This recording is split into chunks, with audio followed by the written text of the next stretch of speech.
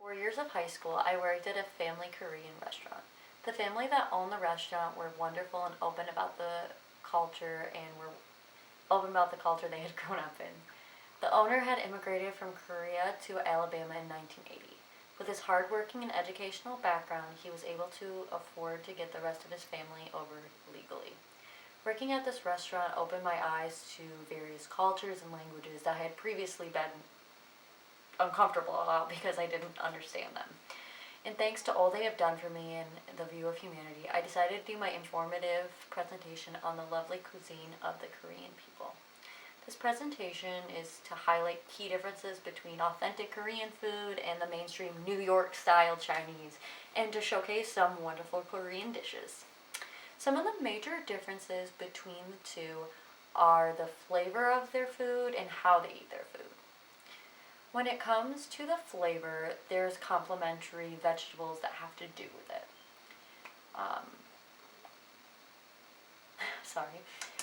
According to Hineshu Chen, a columnist in the Journal of Food, the two cultures have various taste differences. In the Korean culture, one of the main agricultural involves ginger, garlic, sesame, and soybeans.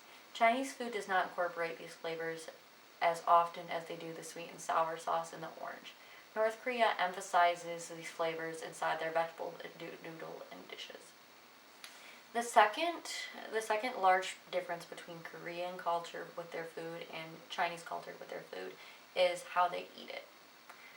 If you think about the chopsticks, the Chinese culture has wooden sticks that have a pointed end, while the Korean culture has metal ones with like flat ends.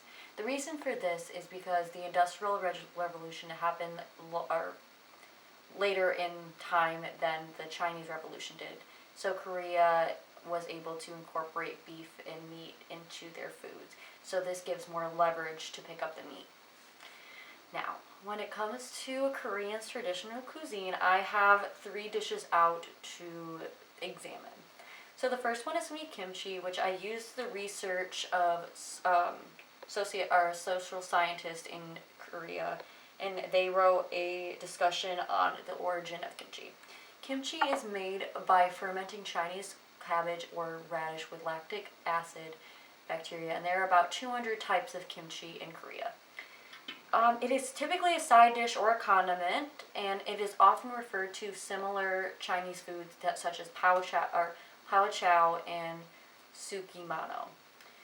Though they are made differently, even though they have the same types of vegetables in them, because kimchi is fermented with bacteria while the rest are salted over a stove. Kimchi is seasoned with ginger, sesame, pepper, and garlic, and is not super salty, it's more spicy. This dish has been slightly changed since it came about a while back, as cabbage is now the main part of it, which only was debuted about 100 years ago. So when it comes to japchae, it translates into a mixture of vegetables, and it describes the dish well and exactly how it's prepared too. It's made from noodles and complementary vegetables, and the origin dates back to the 17th century during the Joseon dynasty. One of the king's subjects actually created the dish and made it for royal events. So it is definitely a Korean, I guess, a need be. So the last one I have is jjajangmyeon, and I found about this dish from an article written by Janice Hayes, which she explained that there's appreciation to a celebrated day in Korea called Black Day. Without going into too much detail about the holiday, it was noted that to display respect for the loved ones, the meal of jjajangmyeon was served to observe the loss. There it is right there. As you can see, it's kind of black with like the white noodles. So the dish is like a black bean sauce with sauteed onions, and there's some shrimp in it, and the sauce goes over the soybean noodles.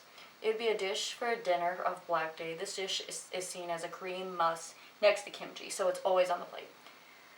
In conclusion, the food inside of the Korean culture has a backstory in its own history. It is important that all people understand that each culture's cuisines have their own flavors and looks and appeals.